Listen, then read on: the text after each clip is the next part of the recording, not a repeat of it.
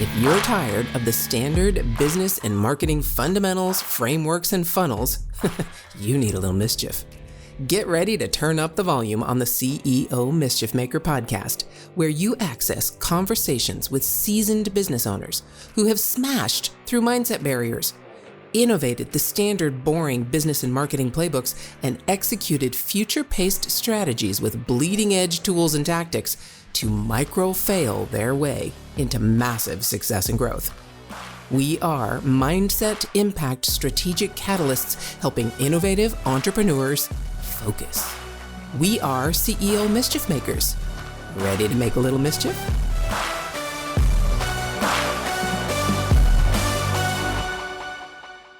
How would you like to have access to over 1 billion people in the next 10 minutes? Yeah, I think I've got your attention, right? All right, you've been listening to my conversation with Dennis Yu, and I'm telling you, you need to get his book, his and Perry Marshall's book, The Definitive Guide to TikTok Advertising, How to Access 1 Billion People in the Next 10 Minutes. I'm telling you, it's very easy to read, very comprehensible, and whether you're running an agency and you need to run ads for clients, or you just need to grow your business with a solid performing advertising strategy on a very lucrative platform, you need to get this book. It will absolutely show you exactly how to do TikTok ads in a way you haven't seen yet. So there you go. Get that book and enjoy the rest of my conversation with Dennis Yu. Immeasurable. Yeah. So now let's talk about innovation a little bit if we can. So you talk about Facebook ads.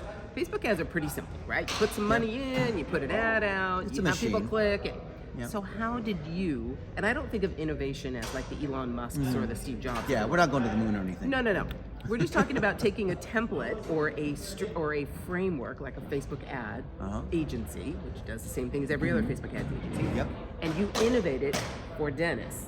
And how you what did you bring to it to innovate it for yourself so that you were able to create the success you have? So I've always sucked at being a designer. So I didn't want to mess around with these tools, the Photoshop tools, or even like Messenger bot tools, even though I am an engineer. I didn't want to mess with it because I just thought, man, that is just so difficult. And I remember one time I had a client where we had to run a campaign for them and the designer fell through and didn't give us the assets that we needed. So I just used raw video and I ran that and it generated leads like crazy. And I think it was for the United States Concealed Carry Association. Ooh. They were doing $6 million a year. So if you're a gun owner in the United States, you probably want to pay for things like if you get arrested or someone comes into your house and you shoot them, or like you get like all sorts of bad things can happen if you own a gun, right? And it's not covered by your homeowner's insurance policy. So they were doing $6 million a year. And we started taking videos of gun owners talking about different situations, not because they have like 15 guns. But just not like, brag videos. But just like, what do you do if you're in a restaurant and there's an active shooter? Or what happens if the police stop you at a sobriety checkpoint? What kinds of things should you say or not say? Well, all these sorts of things which are really interesting. And we took 1-minute videos with initially Tim, who's the founder, who's very charismatic and all that. And then we just started taking ordinary people, moms, and people just learning self-defense and going to the range and buying a new gun and going to gun shows and just ordinary sorts of people. And we started putting them in the ads. We made 1-minute videos, and these are not professional actors. These are not people who are firearms instructors. These are not famous people. We just took ordinary people and started putting those 1-minute videos into Facebook. Hundreds of them. Of course, you don't have to make hundreds, but we scaled that business from $6 million to $64 million a year through Facebook ads, using very simple, amateur 1-minute cell phone videos. Does not look like commercials because we didn't have the designers, we didn't have the videographers, we just had Dennis and a few people with their iPhones. But that took a real person, a down-to-earth, next-door neighbor type person, and it spoke to another down-to-earth, next-door neighbor type person. Yeah.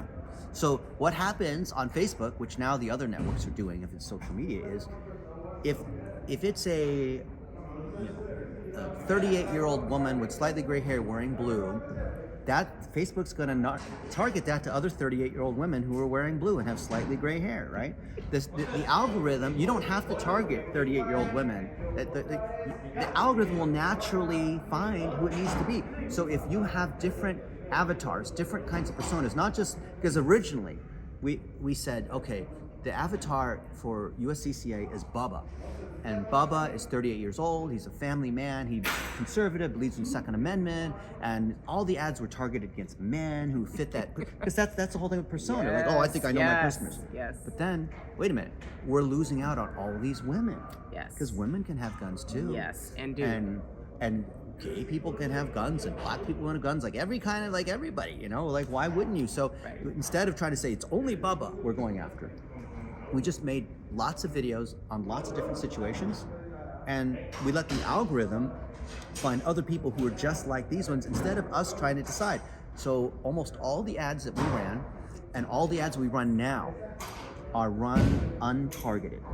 No targeting. Can you believe that? Yeah. No, I'm hearing that, and I'm telling you, listen to this, because that's what I'm hearing now. Is you just put your video up, you put your information in, and you let Facebook's algorithm do what it does best. Caveat: find you. If you must have conversion tracking, otherwise they'll find you garbage, Yes. because the system has to be able to seek against the target that you have. Yeah. So you have to have your Google Tag Manager, your event tracking. You need to know what a lead is worth. You need, like, the rest of your funnel has to be working. But if all of that is there, and you start making 1-minute videos with the customers, with the clients, with your workers, Facebook is now like a microwave or a bread machine, or it's a Keurig machine. Keurig machine. You just put the thing in, press the button, and out comes the beauty. I used to be an expert, let's just say, to continue the analogy, coffee maker, right? But now anybody can press the button on the Keurig machine. You can press the button just as well as I can, right? Yes. Just as well as David Carroll can press the button on the machine, just as well as I can. So the best brewed cup of coffee comes from the ingredients. Yes, it does. Not from the espresso machine. Yes, that's right. Yeah, the beans, the water, all those things. Yeah, I have a built-in coffee maker. I'm a total coffee snob. Yeah. So yeah, we can go there. But that, did you hear? It's not just random videos or videos of what you think the customer, who you think the customer is, the customer, representative of the customer, and then with all those other details and tech in the back end, Facebook will find you more of those people. Wow, now that was innovation. Obviously, you didn't know that was going to work. You just tried it. Just trial and error. I figured that out. Yeah. I'll tell you another story. I was in London a few weeks ago, and my friend Amir Gel, he's wealthy. He's probably not watching this, so I can say this.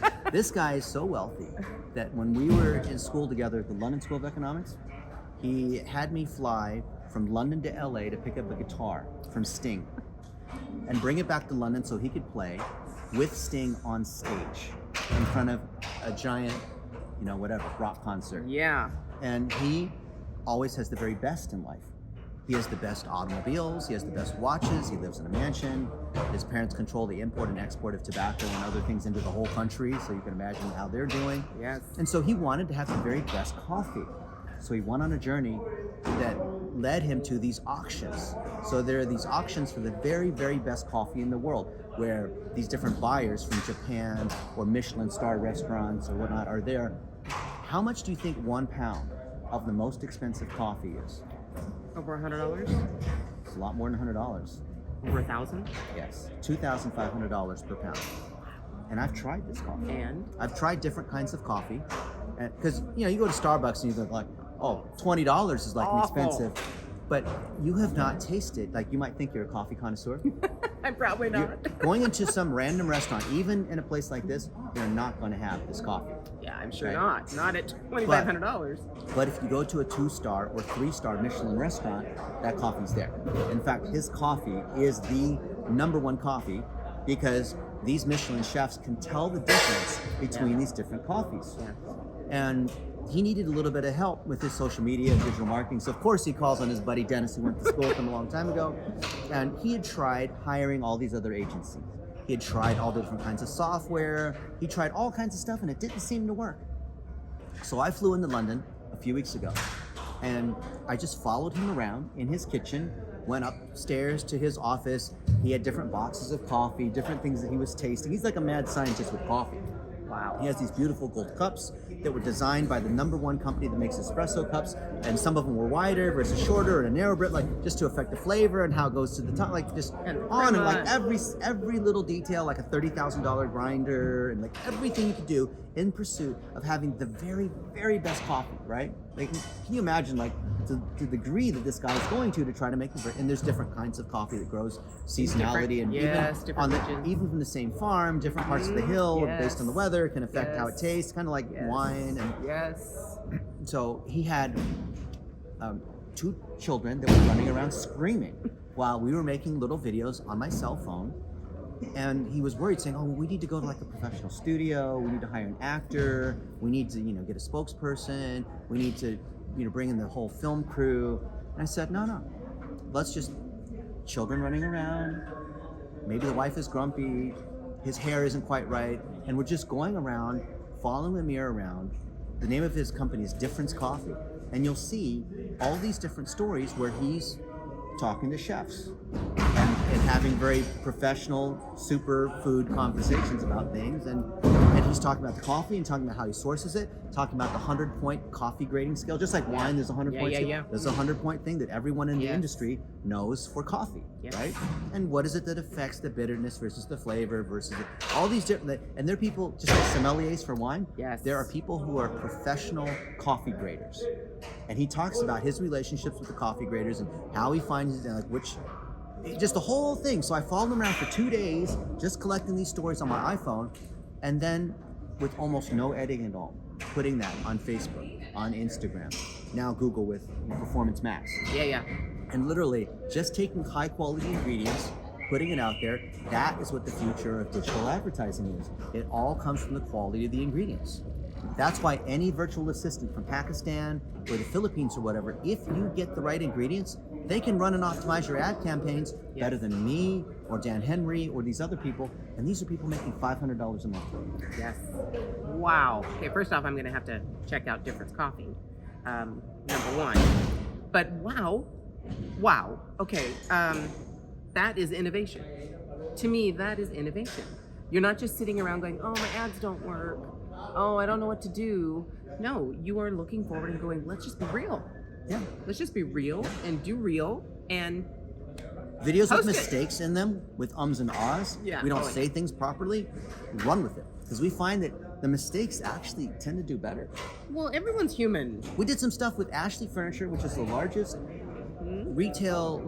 largest furniture manufacturer and largest furniture retailer in the world. Wow. And they have an internal corporate branding department that is very much like it needs to be according to the brand guidelines. So instead of asking for permission, we asked for forgiveness. So we started going to the different Ashley stores and just having random salespeople make videos about how they grew up and what their favorite colors were and what they did in the living room. There's this one guy, Woody, from Alabama, and he talked. In Alabama, it's all about football, Oh, yes. Roll Tide, right? Oh, yes. And he said, on Sunday, we would sit in the go around with our nachos and hot dogs and watch the football game. And this is how we sat, because it was a plush sofa. And I don't have a very good accent, Right. okay? But you can imagine, right, this guy from Arkansas talking about how it was. And we found that those simple videos, which were obviously amateur, Yes. beat the pants off their professional, like Branded. $50,000 professional movie cinema, $100,000 camera, just Dennis's iPhone, beat all those guys. And then we made a mistake where originally we were using those ads just in Arkansas because we figured, Arkansas people will identify with Arkansas people. And then one of our people was kind of sloppy, and they accidentally ran that ad in the Chicago stores and in Massachusetts and in like Seattle. Uh-oh. Like how many people who talk like that in Arkansas Yeah. are going to be talking like that in Amherst, Massachusetts? Not very many. So some of the store owners got mad at us. Uh-oh. But you know what? We looked at the stats. The sales were great after those videos. We were even running ads on furniture that was discontinued. There was a $399 cheap sofa for like college students because you don't have any like, futon. It's comfortable. It's only $300 and it comes in like 7 colors. And people were buying. They were coming into the store because what happened was, just like the tracking we talked about, we were tracking to the point of sale. So we didn't just run ads. We were tracking to how many actual sales we drove, because we tied it based on the phone number and loyalty information and all that. And we found that people would be enticed by, oh, here's a $300 sofa. They'd go in there. They wouldn't remember the model name of that particular sofa, but they came in thinking, I want a sofa. They walk out with the sofa, and then they buy all this other furniture too. Yeah. Right? And we never once got a complaint about somebody saying, you know what, that sofa I saw an ad for on Facebook, it's out of stock. No one's ever said that, because we never even mentioned the model name or any of that. They just remember that there is this woman talking about this inexpensive sofa, and it's great for students, and here's how it is. And so they went and found another sofa. They found another great for students, which is probably the same price, or maybe not the exact same fabric or whatever, but the same thing. You're a student. Do you really care? No. So we kept running that over and over again, and Ashley Corporate was still mad at us. But we asked the franchisees, because most of it's franchise, meaning it's not Ashley that owns the stores, but someone else who's licensing the thing, like a McDonald's. Right. And the licensees, they just want to drive Loved sales, it. so they didn't say no. So they said, keep on running those ads. Wow. All right. So you know the lesson for this, right? Innovate. So just be real. Be real. Find real customers, real employees. And that's how you innovate. You don't just take a framework that someone taught you about Facebook ads and follow it to the T, follow it to the letter, and don't ever deviate. Don't do that. Take that framework and innovate it. Meaning make mistakes. Yes. So when I make a lot of mistakes, I'm making a lot of innovation. You are. Well, that penicillin. Hello, mistake. Wow. All right. Well, thank you for that. Okay, hold on. If your mindset was shifted, you were inspired to innovate, and you were spurred into action, don't just move on with your day. Focus, my friend, and take a few minutes to visit CEOmischiefmaker.com to learn more about the value that was shared with you today. Please act now and create some CEO mischief of your own.